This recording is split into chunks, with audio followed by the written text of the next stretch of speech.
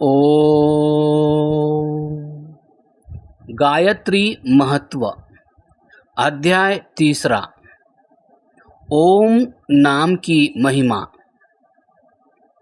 गायत्री मंत्र का पहला शब्द ओम है, जो ईश्वर का सबसे मुख्य और सबसे महत्वपूर्ण नाम है। शेष सब नाम ब्रह्मा, विष्णु, महेश आदि गौण है, अर्थात किसी संबंध या गुण से रखे गए हैं। जैसे शिव से कल्याण करने वाला, विष्णु से व्यापक तथा ब्रह्मा से महान। ओम की महिमा का वर्णन वेद, शास्त्र तथा उपनिषद आदि ग्रंथों में जगह जगह पर आया है। यह शब्द अ, उ, म इन 3 अक्षरों से मिलकर बनता है। ऋषि दयानंद ने ओम के अर्थ इस प्रकार किए हैं। अ से विराट, अग्नि तथा विश्व आदि। उ से हिरण्यगर्भ, वायु तथा तेज आदि। म से ईश्वर, आदित्य तथा प्राज्य आदि। यदि इन शब्दों की व्याख्या का विस्तार किया जाए तो परमेश्वर वाचक कोई शब्द भी बाकी नहीं रह जाएगा। जैसे 1 रुपये की 2 अठन्नियाँ, 4 चवन्नियाँ, 8 दुअन्नियाँ, 16 आने, 32 टके तथा 64 पैसे आदि होते हैं, और व्यवहार में वे सब रुपया या उसके भाग के स्थान पर चलते हैं। कोई उनके लेन देन से इनकार नहीं करता। इसी तरह ओम के अतिरिक्त जितने भी शब्द हैं वे सब इसी एक शब्द के अंतर्गत आ जाते हैं, क्योंकि सारे गुणों का समावेश इसी के अंदर हो जाता है। यहाँ शंका की जा सकती है कि अकार से विराट आदि अर्थ उकार आदि से ही क्यों न लिए जाए, तथा ओम शब्द के अंदर सारी सृष्टि कैसे आ जाती है। इसका विस्तार से व्याख्यान तो मांडुक्य उपनिषद में दिया गया है। बुद्धिमान जिज्ञासु वहाँ से पढ़ सकते हैं, परंतु संक्षिप्त व्याख्यान यहाँ भी किया जाता है।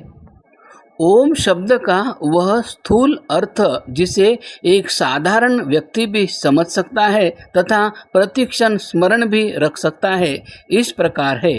अ से सृष्टि की उत्पत्ति, उ से स्थिति विस्तार और म से प्रलय अर्थ अभिप्रेत है। इस अर्थ का भास ओम शब्द के उच्चारण से हो सकता है। जैसे अ के कहने से मुंह खुल जाता है, उ से उसका विस्तार जन्माद्यस्य यतः इस वेदांत सूत्र का द्योतक है। यह शब्द उत्पत्ति, स्थिति और लय करने वाले पदार्थ का नाम स्वयं भाषित कर रहा है। अन्य कोई भी परमेश्वर का नाम इस प्रकार का नहीं, जो इन 3 गुणों को एक साथ प्रकट करता हो। परमेश्वर तीनों लोकों का नियंता और मालिक होने से विराट आदि अर्थ अ, उ, म से लिए गए हैं। ये अर्थ बुद्धिपूर्वक और युक्त युक्त प्रतीत होते हैं, और इसी आधार पर ऋषि दयानंद ने ये अर्थ सत्यार्थ प्रकाश में लिखे हैं। ओम शब्द का धात्वर्थ इस प्रकार है। अ व्याप्तो आदि और आपति, अर्थात स्थूल सृष्टि का प्रकाश तथा आरंभ, जिसमें सूर्य, चंद्र, पृथ्वी, जल, औषधि, चर अचर, प्राणी अप्राणी आदि संपूर्ण दृष्टिगोचर जगत का प्रारंभ हो जाता है, अर्थात विश्व की संपूर्ण शैशवावस्था का अभिप्राय इस शब्द से है। उ उत्कर्ष या उभय का आदि उ स्वर है, जिसके अर्थ बढ़ना, ऊपर की ओर खींचना, निकलना तथा वृद्धि है, जिसका अभिप्राय युवावस्था से है। मा धातु म हल रूप है, जिसके अर्थ ज्ञान तथा लय करना है। वह इसी को सुषुप्ति, आनंद की अवस्था, सृष्टि की कारणावस्था, शरीर का बुढ़ापा अथवा मृत्यु की अवस्था भी कह सकते हैं। अभिप्राय समाप्ति से है। पतंजलि ऋषि ने अब रक्षण इत्यादि अर्थक धातु से अवतिथि ओम आदि 22 अर्थ किए हैं। यदि उन अर्थों के धातु बनाए जाएं और तब उनके अर्थ किए जाएं और इसी प्रकार यह क्रम जारी रखा जाए तो परमात्मा का कोई भी नाम इस नाम के बाहर नहीं रह जाएगा। इसी प्रकार भारतीय आर्य साहित्य में यह ओम नाम सर्वोत्कृष्ट गिना गया है, अतः इसका जाप करना मनुष्य के लिए श्रेयस्कर है। नीचे लिखे उदाहरण से ओम नाम के जाप की महत्ता सिद्ध हो जाएगी। 1. यजुर्वेद के 40वें अध्याय में ओम क्रतो स्मर मंत्र में ओम के जाप का ही विधान है। 2. कठ उपनिषद में कहा गया है, सर्वे वेदाः यत्पदमामनन्ति तपांसि सर्वाणि च यद्वदन्ति यदिच्छन्तो ब्रह्मचर्य चरन्ति तत्ते पदम संग्रहेण ब्रवीम्योम इति। अर्थात जिस शब्द की महिमा सारे देश गाते हैं, तपस्वी जिसका वर्णन करते हैं और ब्रह्मचारी जिसके लिए घोर तपश्चर्या करते हैं, वह शब्द केवल ओम ही है। उपनिषदों में उद्गीत जो गाया जाए, अक्षर, प्रणव तथा ब्रह्म, इसी ओम शब्द को कहा गया है। मुंडकोपनिषद अरा इव रथनाभव संहता यत्र नाड्यः स एषो अंतश्चरते बहुधा जायमानः ओमित्येवं ध्यायव आत्मनं स्वस्ति वः पाराय तमसः परस्तात्।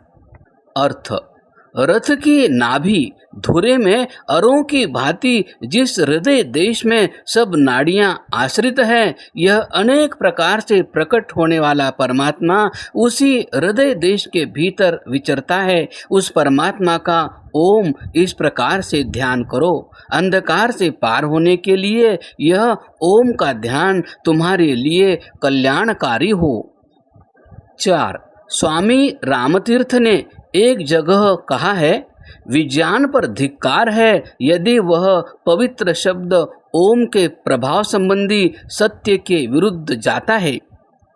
एक और जगह उन्होंने कहा है, वह सुखी है जो कि ओम में निवास करता है, ओम में गति करता है और ओम में ही अपनी सत्ता रखता है।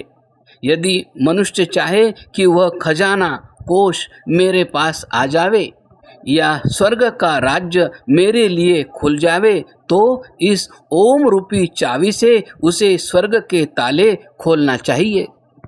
5. गुरु नानक देव का कथन है, एक ओंकार सतनाम कर्ता पुरुष निर्भो निर्वैर अकाल मूर्त अयोनि से भंग गुरु प्रसाद जप आदि सच जुगादि सच है भी सच नानक होसी भी सच।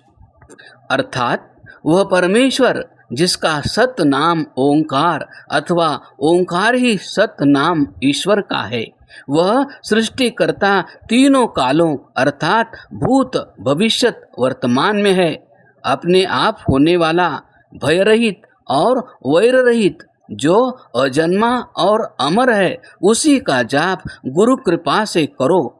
वह परमात्मा आदि में सत था, युगों के आदि में सत था, वर्तमान में सत है और भविष्य में होगा भी सत ही। इसी प्रकार ओंकार शब्द उधरे ओंकार गुरुमुख तरे, ओम अक्षर सुनो विचार, ओम अक्षर त्रिभुवन सार। ओम नाम वाले ईश्वर ने शब्द का उद्धार किया अर्थात वेद प्रकट किए। ओंकार नाम वाले ईश्वर ने गुरुमुख अर्थात ऋषि लोगों को तार दिया अर्थात मुक्त कर दिया।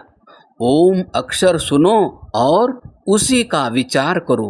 वह ओम नाश रहित और तीनों लोकों का सार है। 6. ऋषि दयानंद ने अपने ग्रंथों में लिखा है, क ओम इस परमात्मा के नाम का अर्थ विचार कर नित्य प्रति जाप किया करें। अपनी आत्मा को परमेश्वर की आज्ञानुकूल समर्पित कर देवे। सत्यार्थ प्रकाश सप्तम समुल्लास। ख यह ओंकार शब्द परमेश्वर का सर्वोत्तम नाम है। सत्यार्थ प्रकाश प्रथम समुल्लास। ग ओम जिसका नाम है और जो कभी नष्ट नहीं होता, उसकी उपासना करनी योग्य है। वेदादि शास्त्रों में परमेश्वर का प्रधान और निज नाम ओम कहा है। सत्यार्थ प्रकाश सप्तम समुल्लास। घ जो ईश्वर का ओंकार नाम है सो पिता पुत्र के संबंध के समान है और यह नाम ईश्वर को छोड़कर दूसरे अर्थ का वाची नहीं हो सकता। ईश्वर के जितने नाम हैं उनमें से ओंकार सबसे उत्तम नाम है। इसी नाम का जाप अर्थात स्मरण और उसी का अर्थ विचार सदा करना चाहिए। ऋग्वेदादि भाष्य भूमिका। जैसे परमेश्वर के अनंत गुण कर्म स्वभाव है, वैसे उसके अनंत नाम भी है। उनमें प्रत्येक गुण कर्म और स्वभाव का एक नाम है। सत्यार्थ प्रकाश प्रथम समुल्लास। ऊपरी लिखित उद्धरणों से स्पष्ट हो जाता है कि आदि समय से इसी ओम का जाप हुआ करता था, अन्य किसी भी शब्द का नहीं। इससे यह भी सिद्ध होता है कि भारतीय आर्य विद्वानों में अभी तक इसी नाम की प्रतिष्ठा जारी है। अतः मनुष्य मात्र को ओम का ही जाप करना चाहिए। 7 भारतवर्ष के हिंदू मात्र के जातीय लाभ की दृष्टि से भी एक ओम नाम का जाप होना ही आवश्यक है, क्योंकि अलग अलग जाप होने से जाति में भेदभाव पैदा होता है और जब से हमने अलग अलग जापों का आरंभ किया तभी से हमारी जाति में एकता का अभाव हो गया। अतः इस दृष्टिकोण से भी परमात्मा का यही एक नाम अपनाना आवश्यक है।